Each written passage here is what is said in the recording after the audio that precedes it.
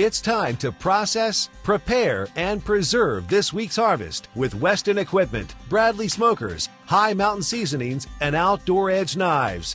Wild turkey always seems to be something that's a little bit more difficult to figure out what you're going to do with it. Instead of just doing the standard stuffed turkey breast, today we're going to show you how to make a pretty interesting new product called whole muscle turkey jerky. Now what we're going to do here is going to take our breast here, and we're just going to take our 6-inch boning and fillet knife here, follow down on the right side, go the whole way down until you hit the bone. Just stay really tight to this breastbone here, and we can follow down on the left side. Just stay tight to the breastbone. Those bones just kind of curve right down around, just like the rib cage of a deer. We want to try to keep this in as large a section as we possibly can. Going to fall right down along the edge of that breastbone, right down along the edge of the ribs, and there we go. Got a really nice piece of boneless breast fillet there from that turkey breast. All right, now that we have the breast deboned, we're going to be using a really cool product. This is one of my favorite items for slicing down whole muscle jerky. It's such a simple tool. This is the jerky board and knife set here from High Mountain Seasonings. And High Mountain is kind of teamed up with Outdoor Edge to come up with a really nice jerky slicing knife here. Now this item is so easy to use. This is just a little wooden board here that you can use to keep your fingers away from the blade, and also just to help you press it down. And what you're actually doing here is just lay the knife flat against the top of the board and just run it back and forth. Don't have to put a lot of pressure on it. It's a really sharp knife here, and just run it right along, staying tight to the board, and just follow it the whole way through. And what you're going to have here is just an awesome little slice of jerky meat here that you can go ahead and season and take into the Bradley smoker.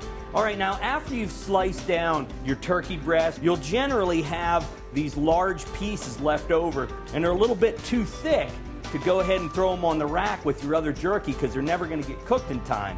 So what we want to do with these, we're going to actually make a product called jerky nuggets. And the way we make these nuggets is we just cut them down in about 1-inch wide strips, and then we cut these into about 1-inch wide cubes. When we put them in the Bradley smoker, we'll put these on a rack by themselves, and then we can cook them just a little bit longer, let them dry a little bit longer than what we do our whole muscle jerky. Now we're going to be using High Mountain's original blend jerky recipe here. Now one of the major problems that I see people doing is not weighing the meat properly. Now I know this seasoning kit right here is designed to season 15 pounds of meat. How are you going to know how much to put on if you don't know how much meat you have? So a good scale like this right here from Weston is very important, so we can just take our meat and set it right up here on the platform of the scale. We'll put our nuggets up there too because we're going to season those in the same fashion.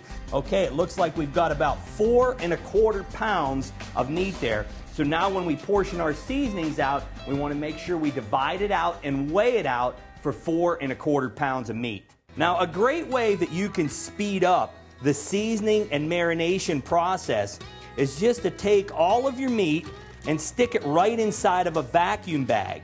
And we're going to use a Weston backer here, and what's going to happen whenever we put the seasoning in there, we're going to add a little bit of water just to help that seasoning penetrate into the product. And then when we draw the vacuum on the vacuum machine, what's going to happen is that marinade, that seasoning, is going to pull right through those meat fibers and give you a very evenly seasoned slice of jerky. Whenever you're marinating products in your vacuum sealer, one of the dangers of marinating anything or vacuum sealing anything liquid is that you're going to pull the liquid up inside the vacuum chamber. Well, if you just take some paper towels like this and just roll them up, and then we can put these right in the front of the bag, right between the meat and the sealing mechanism on our vacuum sealer. Okay, we're going to open up the lid of our vacuum here. We'll take our bag, set it right over here, bring it right across the front of the heat sealing bar. We'll go ahead and close the lid, and we're going to start up our vacuum sealer. And you'll see if any moisture tries to come up out of that bag and head up towards our sealing bars or towards our chamber, it's going to get caught right here in that paper towel. See how effectively that works? You can see that moisture coming up into the paper towel. None of it got anywhere near the sealing bar of my backer. Now we have our marinated turkey jerky right here in the bag. We'll take this now, put it in our refrigerator. We'll leave it in there for about 24 hours. Bring it out tomorrow. We'll put it on the racks of our Bradley smoker, load it up, and we're going to have a great tasting turkey product. See our full line of instructional game processing DVDs on our website at OutdoorEdge.com. You're watching Outdoor Edge's Love of the Hunt.